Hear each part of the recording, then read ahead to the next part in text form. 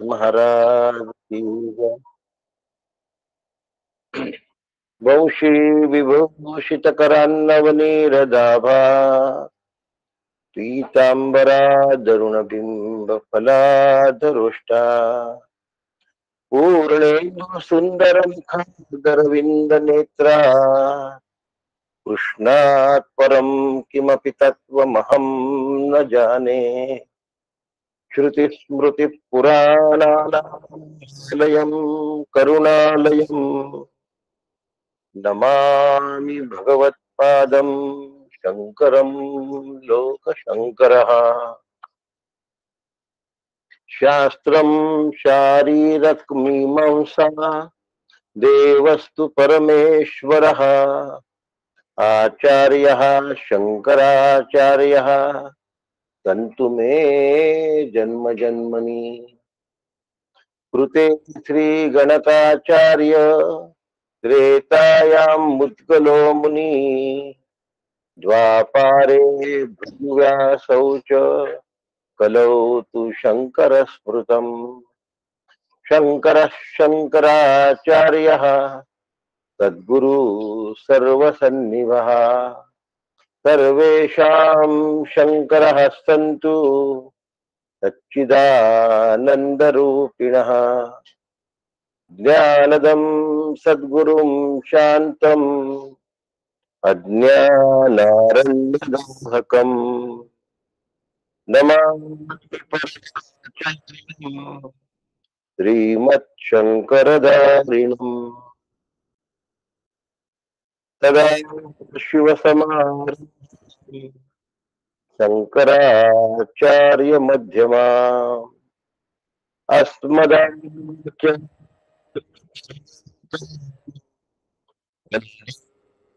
गुरुनं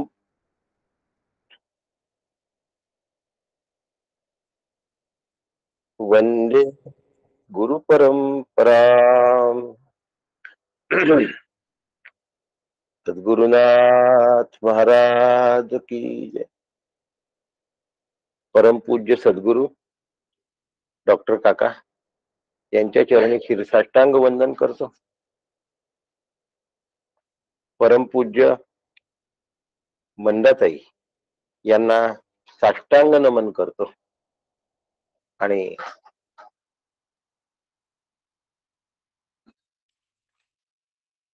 आदरणीय नीलाताई दातार यांना नमन करतो. आपण सगळे भगवत स्वरूप श्रोते तुम्हाला वंदन करतो आणि अहमदनगर वरून आजचा वर्ग पुढे चालू ठेवतो.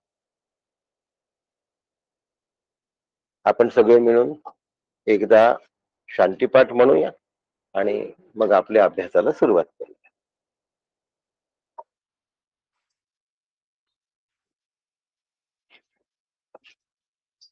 या इकडे. ओ सहनावतु सहनौ भुनक्तु सह वीर्यं करवावहै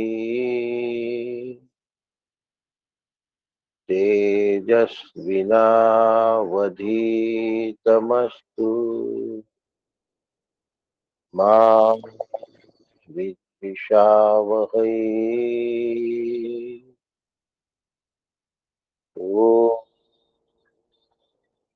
शांति शांति शांति.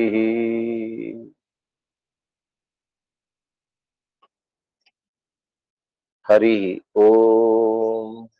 श्री गुरुभ्यो नमः. हरि ओम.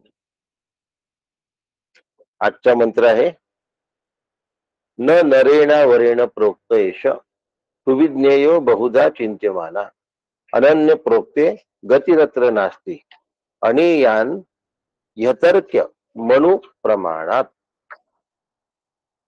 दुसऱ्या वल्लीतला पहिल्या अध्यायातल्या दुसऱ्या वल्लीतला 8वा मंत्र आहे. कालच्या मंत्रातल्या शेवटच्या 2 ओळी आपल्याला सांगायच्या आहेत त्या पहिले सांगून मग आजच्या मंत्राला प्रारंभ करतो. कालच्या होत्या आश्चर्य वक्ता कुशलोस्य दब्ध्वा आश्चर्य ज्ञाता कुशलानुशिष्ट. या दोन 5 मिनिटं अधिक लागणार म्हणून थांबलो होतो. आत्म्यासंबंधी सांगणारा जो वक्ता असतो हा अत्यंत दुर्लभ असतो. हा मिळणं फार कठीण असतं.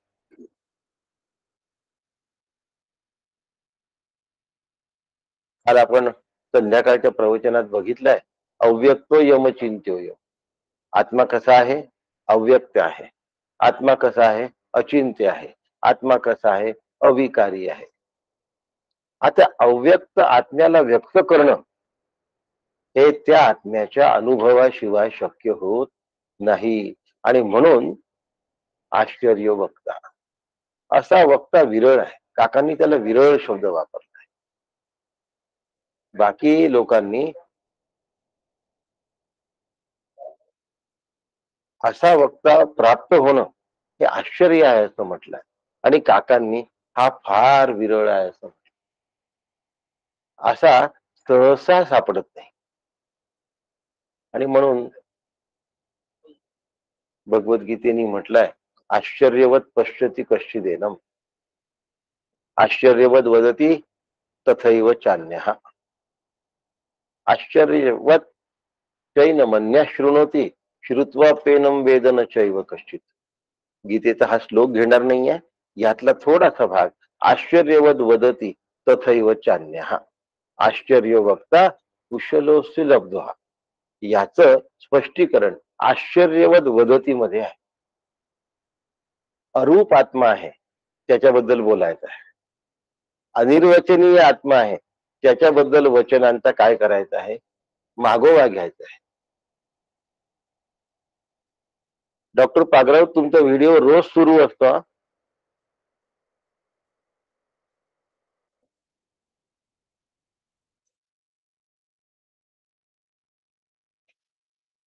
हे एक मोठं आश्चर्य आहे. आणि हे आश्चर्य कसं असतं की आत्मा सांगताना मग काय होतं थोडं लिंक राहत नाही. आत्मा अचिंत्य आहे. आत्मा अनिर्वचनीय आहे. आणि असा अचिंत्य अनिर्वचनीय आत्मा कसा हो? आणि म्हणून तो सांगता येत नाही. तरी समर्थांसारख्या समर्थ महापुरुषांनी अनुर्वाच्य निरूपण लिहिलेलंच आहे. कारण नाहीच काही सांगितलं तर कळणार नाहीये आणि सांगता येण्याची तर शक्यता नाही. अशामध्ये कैचित कोण सापडले आहेत? संत सापडले आहेत. आणि म्हणून यात नाही करू. म्हणून काय करायचं मला? लक्ष देऊन ऐकायचं आहे. मला लक्ष देऊन ऐकता आलं पाहिजे. आणि म्हणून लक्ष देऊन ऐकणारा जो असतो त्याच्यासाठी अनुभवानी सांगणाऱ्या वक्त्याची गरज आहे. नाही तर खूप प्रवचन असतात. अनेक विषयांवर प्रवचन करणारी लोक असतात. पण त्यात आत्मतत्वाचं विशदीकरण कधी नसतंच. मग बाकीच्या गोष्टी पसारा पुष्कळ असतो. आणि म्हणून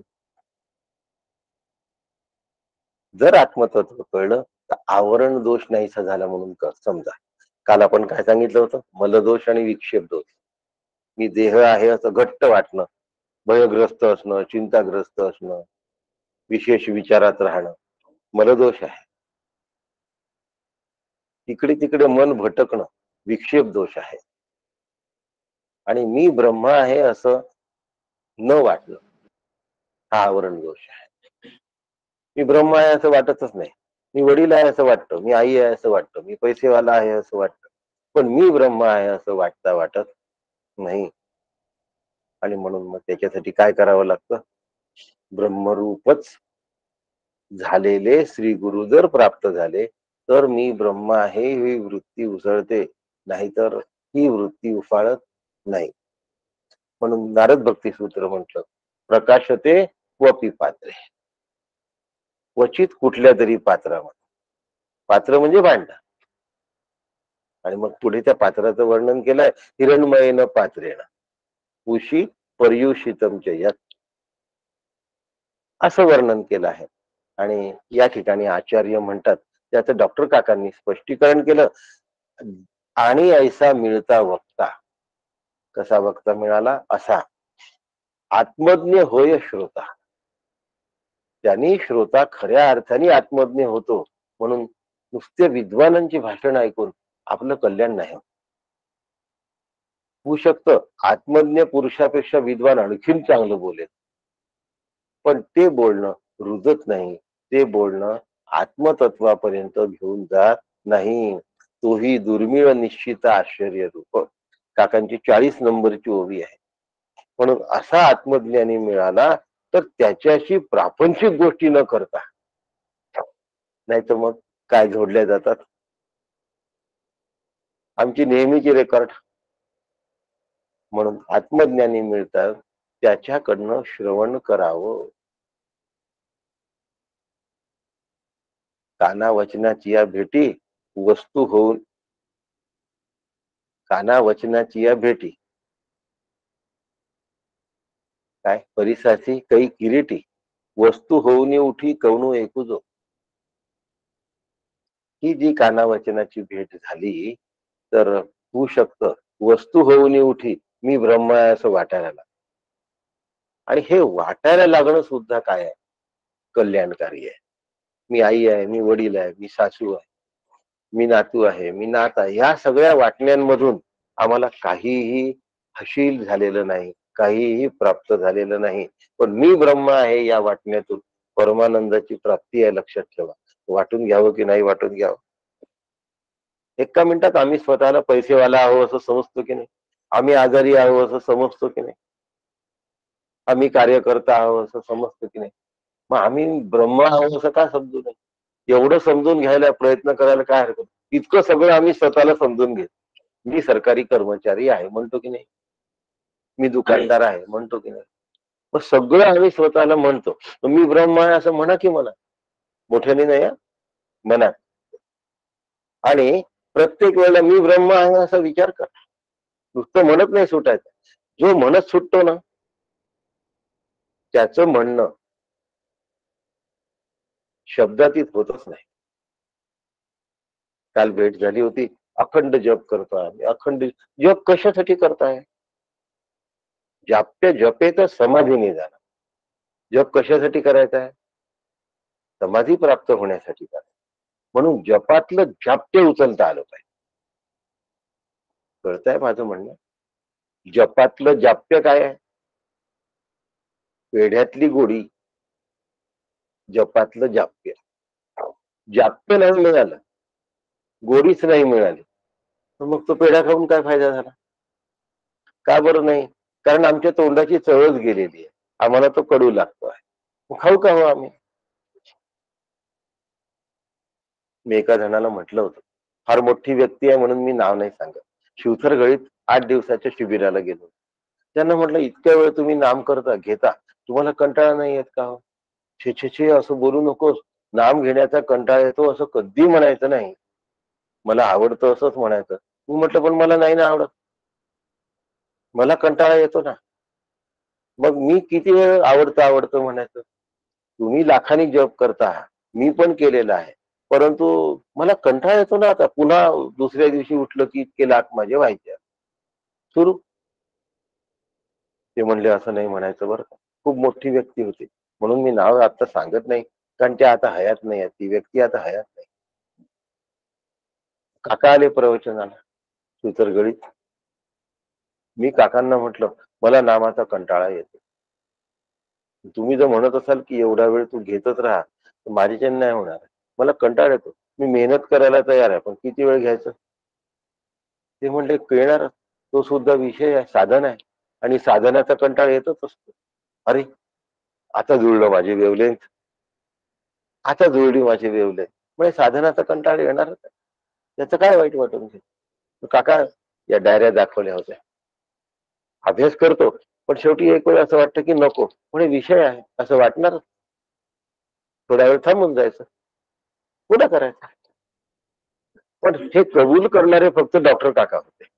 बाकीचे लोक कबूल नाही करत. आम्हाला कंटाळा येतो म्हणत नाही, आम्हाला खूप आवडतं, खूप आवडतं, आणि स्वतःची फसवणूक करून घेतात. आश्चर्य वक्ता, आश्चर्य ज्ञाता. आणि म्हणून आत्मतत्व जाणून घेणारा सुद्धा आश्चर्यकारक असतो. जाणून घ्यायची तयारीच नाही. अलीकडेच काय आहे, रममाण झाला असतो. आम्ही असं केलं, आम्ही तसं केलं, आम्ही तसं केलं. काल मला भेटले एक जण, की माझी जबाबदारी आहे वाचक तयार करण्याची. एवढं झालं की माझं सगळं झालं. त्यांना याच्यावर नकोच आहे. मग ठीक आहे, चांगली गोष्ट आहे. कोणी मला म्हणेल तुम्ही काय बोलला नाही, ते सांगायला आले होते, ऐकायला नव्हते आले. मग मी ऐकून घेतलं. माझी भूमिका आता त्या ठिकाणी श्रोत्याची, वक्त्याची नाही आहे. मग चांगली गोष्ट, याच्यावर मला काही नको, मला फक्त एवढं झालं ना बस आहे. एवढं होईल असं म्हणा, न व्हायला काय झालं, होईल, चालू द्या. ज्याला त्याच्यावरती नको आहे त्याला ते देण्याच्या भानगडीत पडून काही फायदा नाही. पण याच्यावरती काही आहे का, मला काही मिळू शकेल का, अजून पुढे काही प्रवास आहे का, असं ज्याला वाटतं त्याला सांगता येतो मार्ग. आणि म्हणून जो निपुण आत्मरूपाणी स्वये तो होऊन जाणी. काकांची ओवी किती सुंदर आहे बघा. जो निपुण आत्मरूपणी, 39 नंबरची ओवी. आश्चर्य ज्ञाता कुशलानुशिष्टा. कसा आहे तो, आत्मस्वरूपात निपुण आहे. कसा निपुण झाला, स्वये तो होऊन जाणे. तो स्वतः आत्मा होऊन आत्मा जाणलाय त्याने. याला म्हणतात आत्मत्वानी जाणलं. काय म्हणतात, आत्मत्वानी जाणलं तेव्हा त्याला आत्मा कळतो. आत्मा मी आहे असं जाणलं तर आत्मा कळतो. आत्मा असा आहे, तसा आहे, तसा आहे, हा आत्मा कळण्याचं लक्षण नाही. आत्मा हा अपरोक्षत्वानी जाणावा लागतो, परोक्षत्वानी जाणावा लागत नाही. व्यवहारात आणि परमार्थात परोक्ष आणि अपरोक्ष शब्द भिन्न भिन्न अर्थाने आहेत. तुम्ही सगळे लोक माझ्या समोर बसले आहात, तर माझ्या परोक्ष आहे असं म्हणतो आपण. पण परमार्थात परोक्ष म्हणजे प्रत्यक्ष, आणि प्रपंचात परोक्ष म्हणजे मागे, आणि अपरोक्ष म्हणजे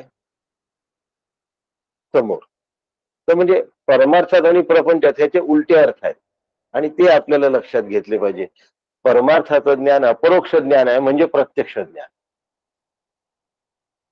आणि परोक्ष ज्ञान म्हणजे ग्रंथाभ्यास, तो आपल्याला अप्रत्यक्ष आहे, तो कितीही झाला तरी आत्मज्ञान होणार नाही. म्हणून खूप लोक प्रवचन नाही करू शकत, पण त्यांना आत्मा कळला असतो. प्रवचन करणाऱ्यालाच आत्मा कळतो, या भ्रमात चुकून सुद्धा राहू नका. आत्मा कळलेला प्रवचन करू शकतो, किंवा कदाचित करणार पण नाही. म्हणून पुष्कळदा काही घरी असं असतं की त्यांना आत्मा कळला असतो, पण त्या प्रवचन नाही करत.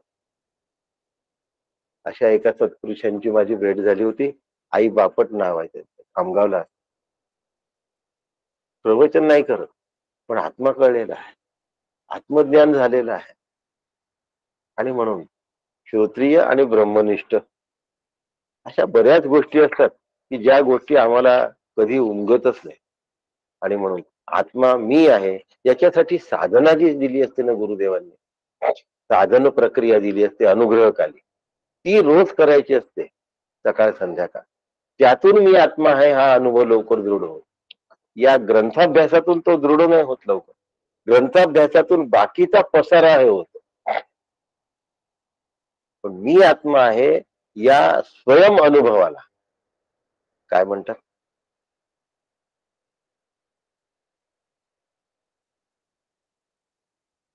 एक शब्द आहे स्वयंवेद्य, आणि एक शब्द आहे स्वसंवेद्य.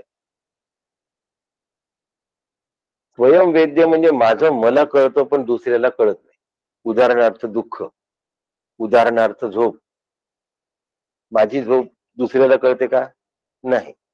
माझं दुःख दुसऱ्याला कळतं का, म्हणून सुख दुःख स्वयंवेद्य. मला ताप आला, थर्मोमीटरला कळतं, पण काय कळतं, फक्त टेम्परेचर किती आहे हे कळतं, त्रास काय आहे हे नाही कळत. म्हणून ताप सुद्धा स्वयंवेद्य आहे, दुःख सुद्धा स्वयंवेद्य आहे. पण आत्मा स्वसंवेद्य आहे. आत्मा कळण्यासाठी दुसरं काही कळण्याची गरज नाही. म्हणून तो मी आहे हा अनुभव आला पाहिजे. यासाठी श्री गुरूंनी दिलेला अनुग्रह नितांत गरजेचा असतो आणि तोच कामी येतो. ते न करता नुसताच ग्रंथाभ्यास करत राहिलं हाती काही लागत नाही. ऐकतंय का? साधना न करता ग्रंथ हा ग्रंथाभ्यास करण्यात वेळ घालवला आणि मग ग्रंथाभ्यासातून प्रवचन करता आलं, मग लोक वा वा म्हणतात आणि मग त्याचा उपयोग काहीही होत नाही. म्हणून तो मी आहे असा अपरोक्षत्वाने, याला आत्मत्वानी सुद्धा असं म्हणतात, याला प्रत्येगात्म स्वरूपाने सुद्धा म्हणतात. असे शब्द आहेत. आत्मा कळला पाहिजे. कसा कळला पाहिजे? ही घड्याळ आहे म्हणजे मी आणि घड्याळ भिन्न झालो की नाही, असा अनुभव नाहीये आत्माचा. मीच आत्मा आहे असा अनुभव. मी आत्मा आहे असा अनुभव येण्यासाठी दुसरं काही लागतं का? हो नाही. दुसरं काही लागतं का? नाही लागत. आणि म्हणून मी डॉक्टर आहे हे समजून घेण्यासाठी, मी डॉक्टर आहे हे समजून घेण्यासाठी ऍप्रॉन घालावं नाही लागत. मी आहे हे जाणण्यासाठी काहीच करावं नाही लागत. करणं मी आहे याच्यामध्ये व्यत्यय या लक्षात घ्या. आणि आम्ही कोण आहोत? करण्याचे निपुण आहोत, कर्मप्रवण, कर्मवीर. आम्हाला काहीतरी केलं म्हणजे आत्मा मिळेल असं वाटतं. काही करणं थांबवा. खूप झालं कर कर कर कर, जाऊ द्या. विषयाकडे वळायचं अजून. करत राहिल्याने आत्मा मिळण्याची शक्यता नाहीये. नाही केल्याने आत्मा मिळूच शकत नाही. मग करून अकर्ता व्हायला, करून अकर्ता व्हायला पाहिजे. आणि असं जे करणं आहे, ज्या करण्याचा माझ्या अंतःकरणावर ओरखडाच उमटला नाही, ओरखडा न उमटता करणं हे निष्कर्मी सिद्धीचं लक्षण आहे. फार उच्च दर्जाचं काय आहे? साधन आहे. असं हळूहळू कळेल. निष्कर्म सिद्धी सुद्धा शंकराचार्यांचा ग्रंथ आहे. किरेश्वराचार्यांनी तो लिहिलेला आहे. तेच पुढे शंकराचार्य झालेले आहेत. आजचा मंत्र घेऊया. न नरेण वरेण प्रोक्त एष सुविज्ञेयो बहुधा चिंत्यमानः अनन्य प्रोक्ते गतिरत्र नास्ति अणियान यतर्क्य मनुप्रमाणा. अर्ध्या तासात पूर्ण होईल का माहिती नाही. अनेक प्रकारांनी वर्णन केलेला हा आत्मा जो आहे, हा सामान्य बुद्धीच्या माणसाला सांगून सुद्धा कळत नाही. आणि अद्वैतावर आरूढ झालेल्या आचार्यांकडून उपदेश घ्यायचे तर त्याला ते समजत नाही. म्हणजे त्याची सामान्य बुद्धी पेलवू शकत नाही. कळताय का माझं म्हणणं?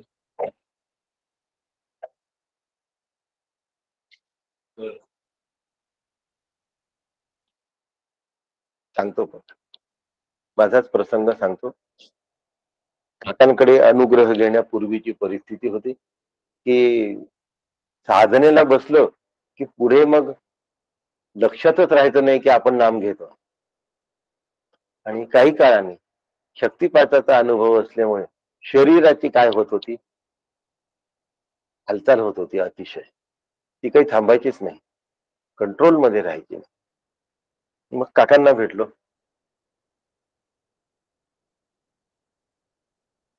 काका म्हणले याच्यात काही विशेष नाही आहे. तुला ध्यान जमणार आहे का? हो जमणार. किती वेळात? मिनिट भरात.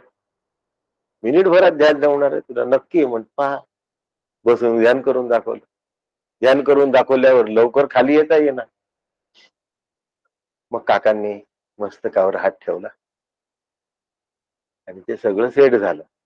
आणि मला म्हणले हा झाला तुझा अनुग्रह. असा माझा अनुग्रह झाला. माझा अनुग्रह होणार होता हेही मला माहित नव्हतं. आणि ना आरती, ना नारळ, ना कापड, ना पाकिट. दोघ जण बसलो होतो काकांसमोर आणि असं झालं की कुंडलिनी जागृती झाली आणि त्यानंतर मग काकांनी त्याला कसं सांभाळायचं हे त्या दिवसापासून मग ते थांबला, तो आवेग जो आहे तो थांबला. मी काकांना म्हटलं, मग असं काय होतं? तर काकांनी मला बगीच्याकडे बोट दाखवलं. म्हणे बघ, बगीच्यामध्ये मूळ पाईपलाईन पासून एक GI पाईप आलाय लोखंडाचा. त्यामधून फुल फोर्सनी पाणी येत आहे. मी म्हटलं हो खरं आहे. त्यानंतर तो म्हणे बगीच्याच्या नळापासून गार्डन पाईप लागला म्हणे आणि त्या गार्डन पाईप मधून पाणी यायला लागलं. तो गार्डन पाईप पहा म्हणे थरथर थरथर हालतोय आणि आधीच तोच फोर्स आहे, पण तो लोखंडाच्या पाईप मधला आहे. तो पाईप हालत नाही आहे. त्या पाईपला तो फोर्स सहन होतोय आणि गार्डन पाईपला तो फोर्स सहन होत नाही. त्यामुळे तुला तो फोर्स सहन होत नव्हता. काय सांगितलं? पागराव, तुम्ही व्हिडिओ बंद करत चला ना. पागराव, व्हिडिओ बंद करत चला.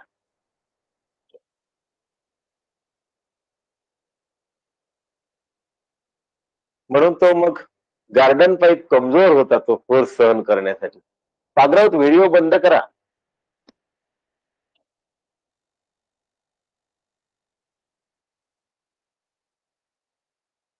अशा पद्धतीने काकांनी त्या गोष्टी समजवल्या. म्हणून पुष्कळदा खूपशा गोष्टी आपल्याला कळतच नसतात. त्या सद्गुरूंकडून काय करून घ्यायच्या असतात, व्हेरीफाय करून घ्यायच्या असतात. आणि अशा जर आम्ही व्हेरीफाय करून घेतल्या तर पुढचा मार्ग आपला व्यवस्थित होत राहतो, नाही तर आपण तिथेच राहतो. आलं लक्षात? म्हणून आत्मस्वरूप फायदा करून घेतला पाहिजे की नाही. आणि म्हणून नही नरेण मनुष्यावरेण प्रोक्तो अवरेण हिनेन प्राकृत बुद्धीना इत्युक्त एष आत्मा यत्वम माम पृच्छसी. आचार्य भाष्यात शंकराचार्यांनी म्हटलंय भाष्य करत असताना, न नरेण अवरेण. अवर शब्दाचा अर्थ न नरेणा वरेण असा शब्द येतो. अवर शब्दाचा अर्थ कनिष्ठ असा होतो आणि वर शब्दाचा अर्थ श्रेष्ठ असा होतो. आपण आपल्याला माहितीच नसतं, आपण काय करतो, फक्त लिहिण्यात पटायचं आहे वर वधू, लिहितो की नाही हो? वर कक्ष वधू कक्ष, वर वधू पत्रिकेत लिहितो, पण वर शब्दाचा अर्थ काय होतो? श्रेष्ठ असतो. वर का श्रेष्ठ असतो? लग्नाकरता उपलब्ध असलेल्या सर्व व्यक्तींमध्ये तो आम्हाला सर्वाधिक योग्य वाटलेला असतो, म्हणून तो श्रेष्ठ असतो. म्हणून त्याला वर असं म्हणायचं. मग वर ज्या वेळेला विवाहित होतो तेव्हा त्याला न वरा असं म्हणतात. म्हणजे आता त्याला कुणीही वरण्याचा विचार करायचा नाही, त्याचा निर्णय झालेला आहे. आता दुसऱ्यांनी त्याला वरण्याचा विचार करायचा नाही. न वरी, आता तिचाही विचार दुसऱ्या कोणी करायचा नाही, तिचं सिलेक्शन झालेलं आहे. म्हणून हा नवरा आहे, ही नवरी आहे. माहित पाहिजे हो आपल्याला. आता एवढे वर्ष झाल्यावर ही गोष्ट माहिती करून करायचं काय, असा तुमच्या समोर प्रश्न निर्माण होईल. आणि आत्मज्ञान सर्वश्रेष्ठ आहे आणि त्याला वरण्यासाठी मला श्रेष्ठ दाता निवडला पाहिजे, हा इथला उद्देश आहे. आणि म्हणून आत्मतत्वात न शिरणारी जी बुद्धी त्याला अवर बुद्धी असं. काय आहे ते? प्रवचन प्रवचन, रोज रोज रोज रोज प्रवचनच. मला नका सांगू, एवढे मोठे घरी कामं पडलेले असतात. ऐकत बसू की कामं करू आधी? काय योग्य वाटतं? कामं करणं योग्य वाटतं. आत्मस्वरूपात शिरण्याची इच्छा होत नाही, अवर बुद्धी आहे. कोणती बुद्धी आहे? अवर बुद्धी आहे, वर बुद्धी नाही आहे, अवर बुद्धी आहे. आता माझी जबाबदारी आहे अवर बुद्धीला वर बुद्धी करणे. कोणाची जबाबदारी आहे? मग कंटाळा आला तरीही बसा, समजलं नाही तर विचारून घ्या, काय आहे कसं आहे, फोन करा, आपसात चर्चा करा आणि अवर बुद्धीला वर बुद्धी केलं पाहिजे. पण आम्हाला हे पटत. आम्ही आमच्या मुलाला 12वीला टाकतो. टाकल्यानंतर तो घरी आल्यावर म्हणतो, बाबा मी वर्गात तर बसतो पण मला कळत काहीच नाही. याच्या लक्षात येतं की पहिल्या टेस्ट मध्ये हा काय झालाय, उतरलेला नाही आहे. मग अशा शिक्षकाकडे घेऊन जायचं की जो शिक्षक त्याला ते समजावून सांगण्यात योग्य आहे. मग त्याच्याकडे घेऊन जायचं, त्याची फी द्यायची. मग तो शिक्षक पाहतो की याला 9वीचं येत आहे का, प्रश्न विचारतो, आलं असतं. 10वीचं येत आहे का, हो आलं असतं. 11वीचा प्रश्न विचारतो, ते त्याला आलं नसतं. मग तो म्हणतो हा 11वी पासून कच्चा आहे, याला इथून बिल्डअप करत आणलं पाहिजे. आणि मग तसं तो करतो बांधणी, आणि मग त्याला जे शिकवलं जातं ते त्याच्या डोक्यात जात, तोपर्यंत डोक्यावरून जात असत. मग आता आमची अवर बुद्धी आहे, मग आता अवर बुद्धी आता आम्हाला कळतच नाही उपनिषद, जाऊ द्या ना मग कशाला ऐका, असा विचार केला तर कधीच कळणार नाही. कधीतरी कळला पाहिजे असा विचार करून जर ऐकलात तर कधी ना कधी कळल्याशिवाय राहणार नाही. आणि म्हणून माझी कनिष्ठ अश्रेष्ठ अशी बुद्धी हीन प्राकृत बुद्धी असू नये. म्हणून मग वर्तमानपत्र, गाव गप्पा, कट्टा, दूरदर्शन सिरीज, सिरियल्स, सिनेमे, ह्या गोष्टी टाळाव्या. यानी बुद्धी काय होते, अवर होते. आणि अशी अवर बुद्धी मग राग द्वेष करायला लागते. आपल्या कर्तृत्वाची, मी असं केलं, मी येऊ केलं, मी तेऊ केलं, त्यांना माझी किंमत नाही. तुझीच बुद्धी कुठल्या लेवलवर आहे, त्या लेवलची त्यांनी किंमत केली तुझी. ते म्हणतात तुम्ही केलं तर काय झालं, आई वडिलांना करायचंच असतं, तुम्ही काय उपकार थोडी केले. आला की नाही पंचायत, केलेलंही गेलं वाया आणि आत्मज्ञानही मिळालं नाही. त्यापेक्षा जर इकडला अभ्यास केला तर काय होईल, असं आहे. म्हणून अवराच्या उपदेशाने आत्मज्ञानाची प्राप्ती होत नाही. जे अवर असतात, ज्यांनी आत्मज्ञान प्राप्त केलेलं नाहीये पण प्रवचन करतात, त्यांच्या प्रवचनांनी आमचं हित होत नाही, आमचं कल्याण होत नाही. काही जण तत्वमतीचा उपदेश सुद्धा देतात, सगळीकडे असतं. आपलं भलावण करून घेण्याची काही लोकांची काय असते, सवयच असते. ते तसं करून घेतात. अधिकार नसताना अनुग्रह देतात आणि शिष्य वाढवतात. काही पण सांगतात. स्वप्न दृष्टांत झाला म्हणतात, आम्हाला अधिकार मिळाला म्हणतात स्वप्न. जागेपणी गुरूंना वेळ नव्हता का सांगायला. माऊलीला स्वप्न दृष्टांत झाला, हे अपवादात्मक दृश्य आहे. आपण अपवाद नाही, आपण सामान्य आहोत. आणि सामान्यांनी सामान्यासारखं खात्री करून घ्यावी की हा आपल्याला अधिकार आहे की नाही. प्रत्यक्ष गुरुकडून ती खात्री करून घेतली पाहिजे. आणि म्हणून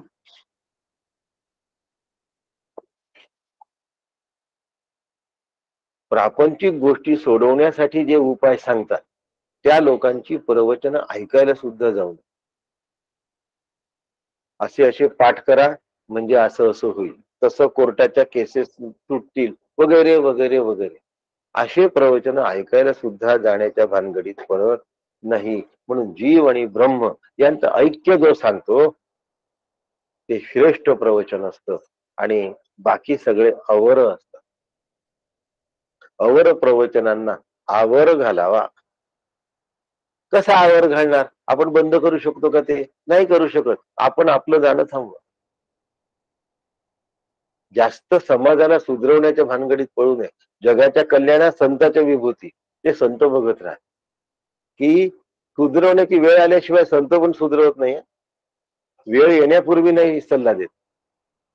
सल्ला द्यायची योग्य वेळ परमेश्वरांनी निर्धारित केली असेल तेव्हाच ते सल्ला देतात, नाही तर ऐकून घे, छानपैकी ऐकून घे. धुळ्यामध्ये माझी एका प्रख्यात डॉक्टरची भेट झाली होती. ते मला म्हणाले, तुम्ही डॉक्टर काकांचे शिष्य आहात, डॉक्टर काकांचं आमच्यावर खूपच प्रेम आहे, धुळ्यात आले की ते आमच्याकडे येतात. आम्ही एवढे भाग्यवान आहोत की धुळ्यात आले की काका आमच्याकडे येतात. एकदा तर त्यांनी सांगितलं की मी यांच्या घरी उतरणार. मी म्हटलं, मग तुम्ही तुमच्या भाग्याचा उदय करून घेतला का. म्हणजे काय? म्हटलं ते 4 दिवस राहिले, तुम्ही फायदा काय करून घेतला? अनुग्रह तरी घेतलाय का? म्हणे नाही. मग मग फायदा काय? काका आमच्या घरी आले एवढं सांगण्यासाठी तुम्ही माझ्याकडे आले का फक्त? म्हणजे पुष्कळदा असं असतं की झालेला स्वयंपाक जेवायची तरी इच्छा असली पाहिजे हो, नाही तर पोट कसं भरेल? पक्वान्य आहेत हो, पण तुम्ही जेवलाच नाही, फायदा काय? काका एवढे भेटले हो तुम्हाला, धो धो वाहणारी नदी आहे, पाणीच नाही पिले तुम्ही, मग तुम्ही तहानेला राहिले त्याला काय करणार? स्थूल बुद्धी वैषयिक विचार करते, निकृष्ट आणि हील बुद्धी प्राकृतिक विचार करते, आणि म्हणून स्वरूपाचं ज्ञान व्हायचं राहतं. आणि ही अवर बुद्धी आहे, वर बुद्धी नाही. आणि म्हणून ज्ञान देणारा पुरुष हा दोषयुक्त असता कामा नये. म्हणून तो सद्गुरु पदावर असेल तर तो सांप्रदायिक पद्धतीने आलेला असावा. एकदम आरूढ झाला, मागे पुढे काहीच नाही, एकदम आरूढ झाला, तर मग त्याला जेलमध्ये जावं लागतं.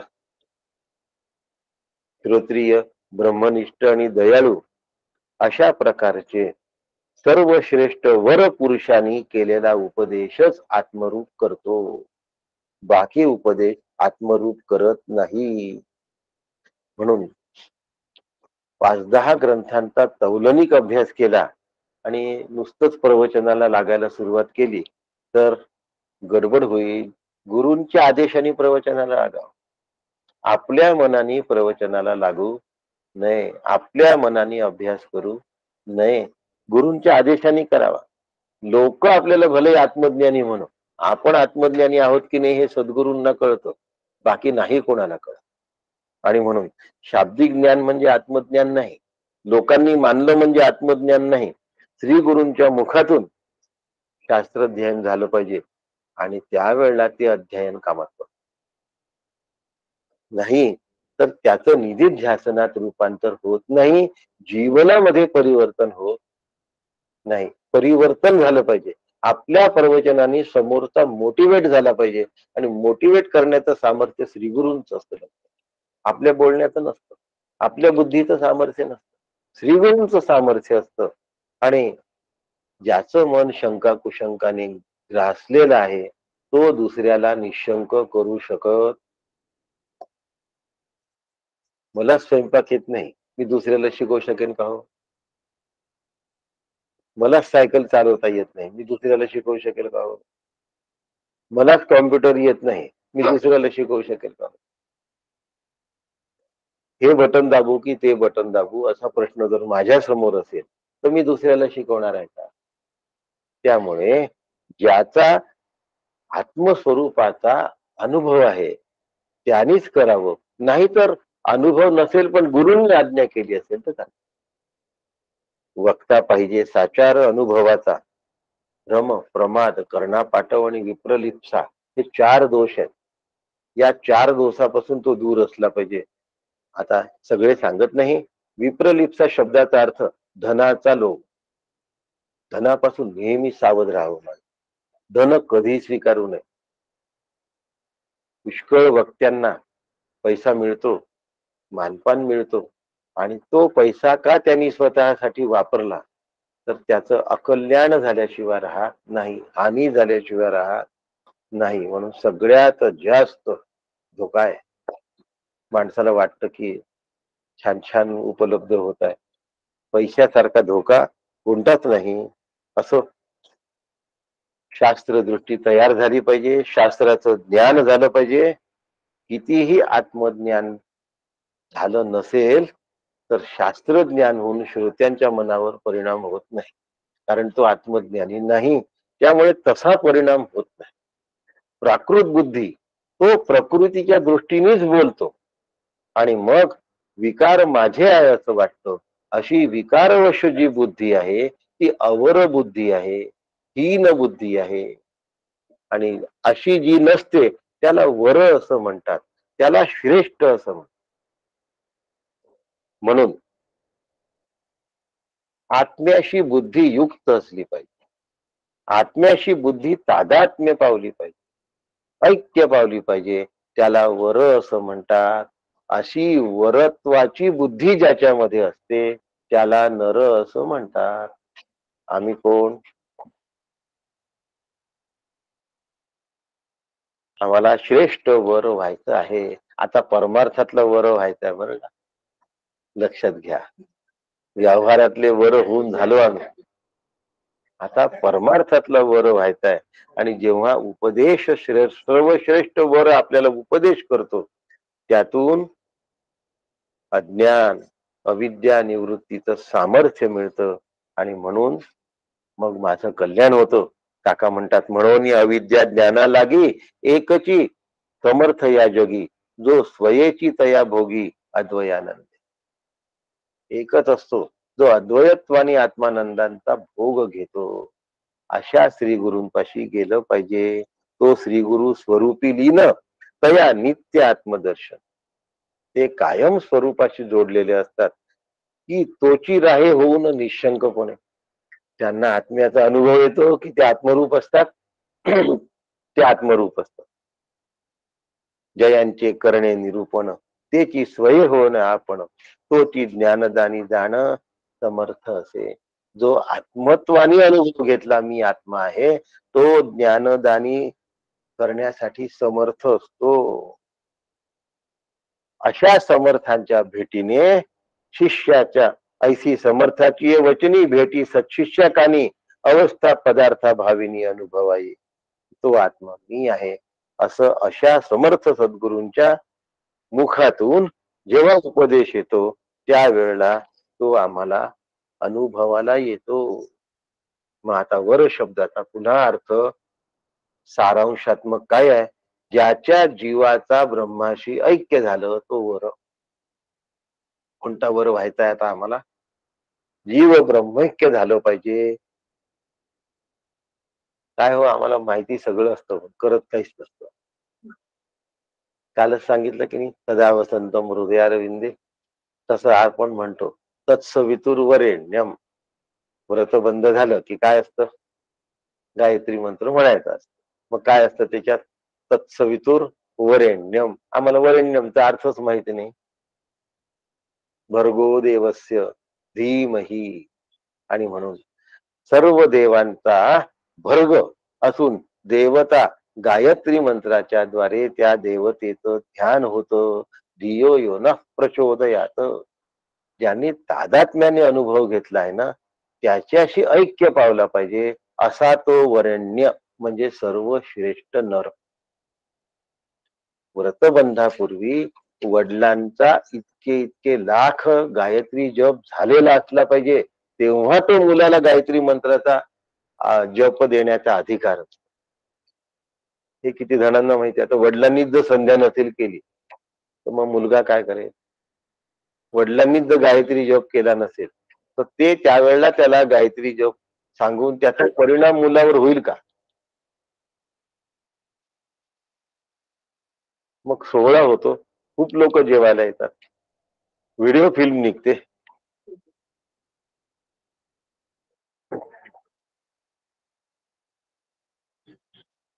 मग हा जो वर असतो, हा जो श्रेष्ठ असतो, हा कोणाचा मुलगा नसतो, कोणाचा मित्र नसतो, कोणाची भार्या म्हणजे पत्नी नसते, कोणाचा पिता नसतो, कोणत्या कुळाचा नसतो, कोणत्या जातीचा नसतो, कोणत्या धर्माचा नसतो. आणि स्वतःवरच्या नामरूपाच्या अध्यारोपाला तो हरवून बसलेला असतो, कारण तो आत्मा असतो बस. आणि म्हणून अद्वैताची अभेद दृष्टी त्याला प्राप्त झाली असते. अहम ब्रह्मास्मी सर्वम खलइदम ब्रह्म नेह नानास्ति किंचन. अशा पद्धतीने त्याची वृत्ती एकदा तयार झाली, शंका आणि विकल्प कायमचे संपले, की मग तो वर होतो. कोण होतो? मग तो वर होतो. असा जो वर आहे तो मी झालो पाहिजे की नाही झालो पाहिजे? निशंक झालो पाहिजे की नाही झालो पाहिजे? आमचं काय असतं, येत काहीच नसतं, माहित सगळं आहे असं वाटतं. हो हो, माहिती आहे ना. हो हो, आम्ही करत असतो. हो, आम्ही पोथी वाचत असतो. हो, आम्ही जप करत. तुझ्याच मनाने सगळं करतोय का? सायकल शिकवायला माणूस लागतो, कॉम्प्युटर शिकवायला माणूस लागतो, आणि परमार्थ शिकवायला गुरूंची गरज नाही असं कसं म्हणत? आपल्याच मनाने आम्ही आपलं पूजा करतो, आम्ही आपलं हे करतो. कधी कधी बाई असं करतो, कधी कधी तसं करतो. मुलाबाळांच्या भोवती फार लागू नये म्हणून मग आम्ही करंज्या कमी केल्या, पात्या कमी केल्या. अरे हे सगळं तुमच्याच मनाने सगळं करणार. स्वतः काही अनुभव घेऊन तर करा.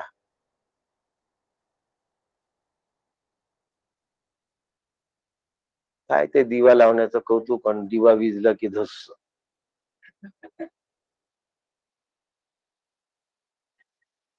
एक बाई पाहिली मी, तो दिवा विझू नये म्हणून ती दुसरा दिवा लावते आणि दोन विझू नये म्हणून तिसरा लावते.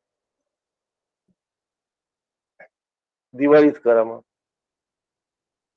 झोपतच नाही म्हणे आम्ही महालक्ष्मीच्या वेळी रात्र रात्र, कारण की तो दिवा विझला आणि लक्ष्मी गेली तर सगळ्यात मोठी भीती.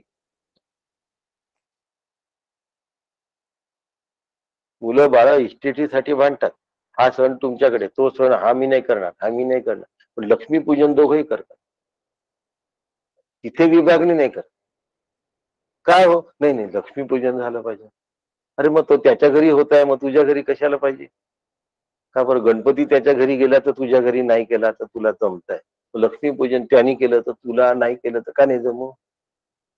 ते सोडवत नाही. ते सगळ्यांना हवंय, तिथे कोणी विभागणी करत. अवर बुद्धी आहे. अवर बुद्धी म्हणजे कनिष्ठ बुद्धी. कनिष्ठ बुद्धी हे असंच शिकवत असते. आणि म्हणून सुविज्ञेयो बहुधा चिंत्यमान हा बरंच आहे. तस्मात बहुधास्ती नास्ती करता शुद्धो अशुद्धो इत्यादेकदा चिंत्यमानो वादिवीही.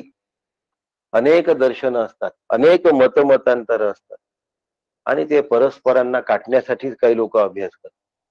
शास्त्र अभ्यास नुसतं त्याचा पत्ता कसा कापायचा, पत्ता कापण्यासाठी शास्त्र अभ्यास आहे का? की मोक्षासाठी शास्त्र अभ्यास आहे? काय असतं, आम्ही करायला जातो एक आणि होते भलतच. हो, मग राहून जात सगळं जे व्हायचं ते. काही जण कर्तृत्वाच्याच याच्यात फसतात. आपण हे केलं पाहिजे, आपलं हे कर्तव्य आहे. मग ते कर्तव्याचं जंजाळ त्याला फार सफा करून टाक. जाळ्यामध्ये ज्या वेळेला हरिण अडकतं तेव्हा ते काहीच करू शकत. चिखलामध्ये जेव्हा माणूस फसतो त्यावेळेला तो काहीच करू शकत नाही. तसा कर्तव्याच्या जंजाळामध्ये एवढं माझं कर्तव्य आहे बस. मग हा बैलासारखा राबत राहतो, हा किंवा ही, कर्तव्य कर्तव्य म्हणून. आणि हे राबतात म्हणून दुसरे त्याच्यात हातच घालत नाही. मग आत्मज्ञानाकडे कधी वळेल? म्हणून विवेकानंद म्हणतात, कर्तव्य हा कधी कधी आणि पाप पुण्य हा शाप आहे हिंदू धर्माला, की याच्यामध्ये अनेक लोक जखडले. आमचंच कर्तव्य आहे.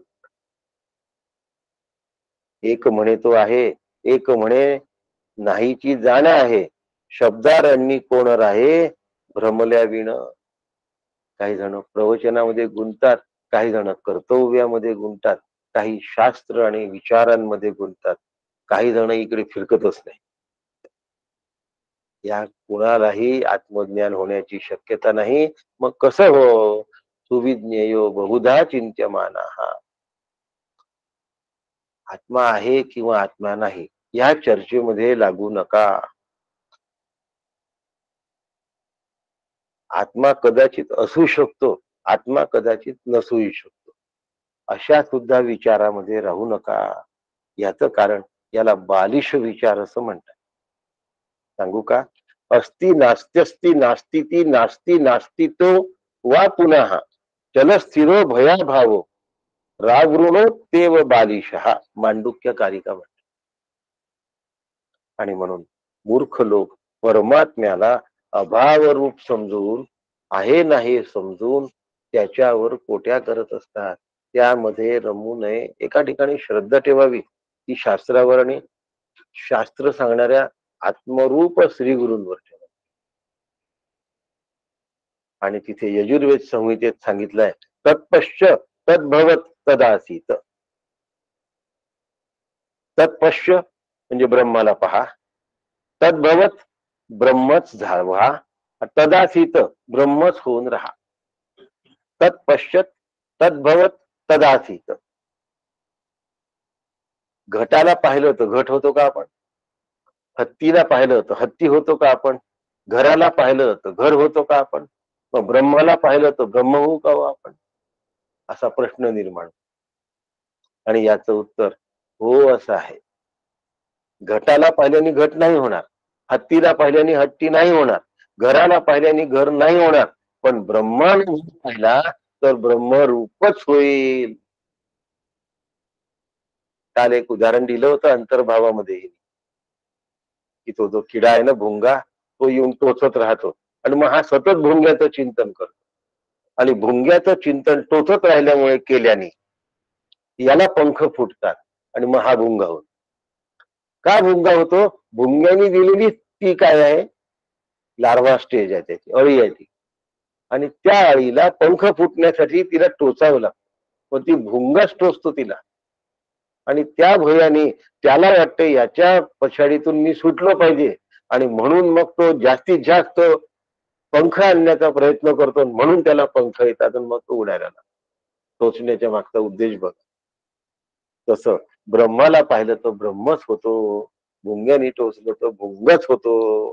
कारण तो लार्वा भुंग्याचाच आहे, ती अळी भुंग्याचीच आहे, म्हणून तो भुंगा होतो. मी मूळतः ब्रह्मच आहे, म्हणून मी ब्रह्म. पण घटाला पाहिल्याने घट नाही होत, कारण मी घट नाही आहे. हत्तीला पाहिल्याने मी हत्ती नाही होत, कारण मी हत्ती नाही आहे. घराला पाहिल्याने मी घर नाही होत, कारण मी घर नाही आहे. पण ब्रह्मानुभव पाहिला तर मी ब्रह्म होतो. आणि म्हणून काही लोक विचारतात, असं ब्रह्म ब्रह्म म्हटल्याने ब्रह्म होईल का? म्हटल्याने नाही होत, ब्रह्म ब्रह्म चिंतल्याने एक दिवस ब्रह्मरूप होतो. कारण मी मूळचा ब्रह्मरूप आहे म्हणून होतो, नाही तर नसतं झालं, नाही तर झालो नसतं. म्हणून जोपर्यंत ब्रह्मानुभवी श्री गुरूंचा अनुभव होत नाही तोपर्यंत ब्रह्मरूप होत नाही. आणि अनुग्रह झाल्यानंतर प्रयत्न ज्याचे त्याला करायचे असतात ना. गुरूंवर शंका घेतली, गुरूंवरच्या श्रद्धेला जर धक्का लागला तर मग नाही होत.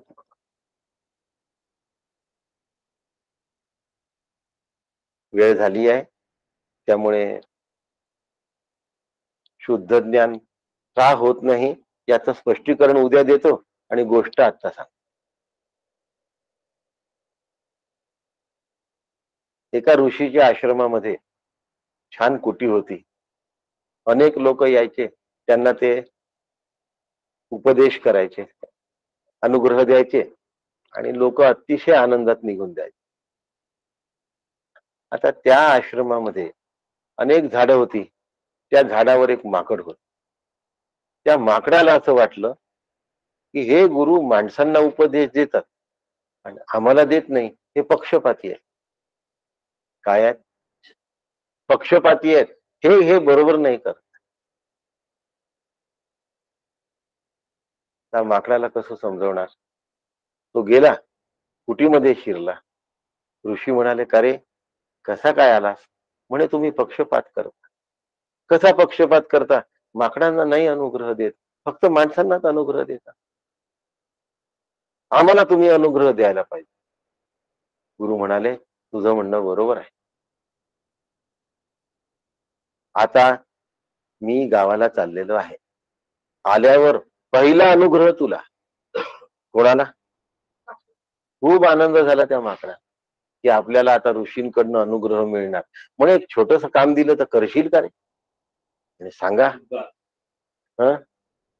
मग त्या गुरूंनी सांगितलं, माझ्याकडे सध्या हा एक अप्रतिम हापूस आंबा आहे, एवढा तू तुझ्याजवळ ठेव. आल्यानंतर माझा आंबा मला परत कर. तू आंबा मला परत केला की मी तुला अनुग्रह दिला. तो म्हणे, फारच सोपं काम आहे, याच्यात काय कठीण आहे? गुरूंनी त्याला आंबा देऊन दिला आणि गुरु निघून गेले, ऋषी निघून गेले. हा झाडावर चढला, सगळ्यात वरच्या ढोलीमध्ये तो आंबा ठेवला. आता तो पिकलेला होता, त्याचा सुगंध वाऱ्याबरोबर इकडून तिकडे दरवळत होता. तो याच्या नाकाला लागला. नाकाला लागल्यानंतर याला वाटलं, आंबा तर गुरूंना वापस द्यायचा आहे, पण वास घेतला तर काय हरकत आहे. म्हणून मग आंब्याचा वास घेतला त्यांनी जवळ जाऊन, तो आणखीनच छान आला.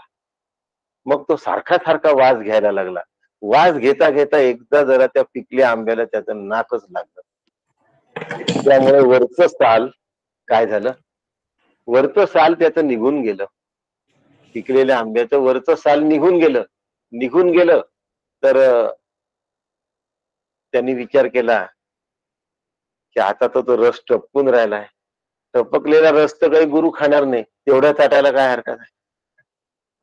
मग त्यांनी तेवढा चाटायला सुरुवात केली. चाटता चाटता एका बाजूनी अख्खा आंबा सफा झाला. मग त्यांनी त्याला पलटवून ठेवला. पण पलटवून ठेवल्यानंतर आंबा चाटण्याचं मन काही राहावे ना. असं करता करता तो आंबा त्यांनी सफा केला. ऋषींच्या लक्षात आलं आंबा संपलाय, आता जायला हरकत नाही. लगेच ऋषी आश्रमात लगेच आवाज दिला, अरे मरकटा, लवकर ये, तुला अनुग्रह, माझा आंबा घेऊन ये पहिले, तुला मी अनुग्रह देतो. त्या माकडाने त्या झाडावरून ज्या उड्या मारल्या, कायमचा आश्रम सोडून दिला, पुन्हा ऋषीकडे आलाच नाही. श्रीगुरु पक्षपात करत नसतात. यालाच काय करायचं नसतं, आत्मज्ञान घ्यायचं नसतं आणि विषय ज्ञानामध्ये हा माकडासारखा असा काय करत असतो, या विषयाचा स्वाद घे, त्या विषयाचा स्वाद घे. मुलगा, सून, नातू, पैसा, अडका, घर, दार, प्रसिद्धी, आणि ते माझं कर्तव्य झालं त्याच्यामध्ये तो. म्हणून त्याची बुद्धी अवर होते, म्हणजे कनिष्ठ बुद्धी होते. हीन बुद्धीकडे जातो, वरत्वाकडे तो जात नाही. म्हणून तेवढा जर आपण गोष्ट सांभाळली तर मग आचार्याध्येव विदितम विद्या सान्निष्ठम प्रपात. आचार्यांकडे, अशा श्री गुरूंकडे गेल्यानंतर त्याला ब्रह्मविद्या प्राप्त होते. आणि मग कुटपिटांग विचार न करता तो ब्रह्म विचार करायला लागतो. मनोमार्गे विचार केल्याने ब्रह्मज्ञान होत नाही, उटपटांग विचार केल्याने ब्रह्मज्ञान होत नाही. पुस्तकातून आत्मा कधीही कळणार नाही. अब कर चेतन की अचेतन हो, एबीसीडी, चेतन की अचेतन, हा अचेतन. मग अचेतन एबीसीडी म्हणजे अबकड म्हणजे अक्षर, अक्षरांपासून झाला शब्द, शब्दांपासून झालं वाक्य, आणि शब्द आणि वाक्य यांच्या रचना एकत्रित केल्या तो झाला ग्रंथ. ग्रंथ अचेतन ग्रंथ चेतन आत्म्याचं ज्ञान करून देईल का? मग मी खूप पुस्तकं वाचली की मला आत्मज्ञान झालं, आणि मला ते वाचलेली पुस्तकं सांगता आली म्हणून काय त्याला आत्मज्ञान झालं असतं का? पण हे कळतच नाही माणसाला. अचेतनापासून चेतनाचं ज्ञान कसं होईल? म्हणून केवढाही मोठा विद्वान असेल तर तो आत्मज्ञानी नसतो हो. असो, म्हणून आत्मज्ञानापासून अनुग्रह घ्यावा. ग्रंथातून शिकल्याने आत्मज्ञान होत नाही, नाही आणि नाही. अवर बुद्धी तयार होते. तो विद्वान भले असेल, चॅलेंज करण्याची ती इच्छा तयार होते. मला खूप येते असा मीपणा वाढण्याची इच्छा तयार होते. त्याला अवर बुद्धी असं म्हणतात. पण वर बुद्धी तयार होत नाही. न नरेना वरेण प्रोक्तम. इथपर्यंत आपण आलो. आपली आजची वेळ संपलेली आहे. आता उद्या सकाळपासून पुण्यातनं वर्ग घेईन. रामकृष्ण हरी. आपल्या सगळ्यांना नमस्कार करतो. नगरवासियांनी जे प्रेम दिलं त्याबद्दल खूप आभारी आहे. रामकृष्ण हरी. रामकृष्ण रामकृष्ण रामकृष्ण हरी. रामकृष्ण हरी काका. धनश्रीताई रामकृष्ण हरी. हरी काका. उषाताई रामकृष्ण हरी. रामकृष्ण जयश्री रामकृष्ण हरी. जयश्री चारणकर रामकृष्ण हरी काका. आनंदाताई रामकृष्ण हरी काका. रामकृष्ण हरी. रामकृष्ण हरी. इंद्राताई रामकृष्ण हरी. प्रतिभाताई रामकृष्ण हरी.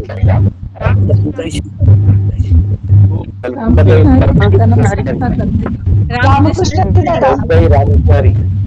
रामकृष्ण हरी. संगेवारजी राम हरी काका रामकृष्ण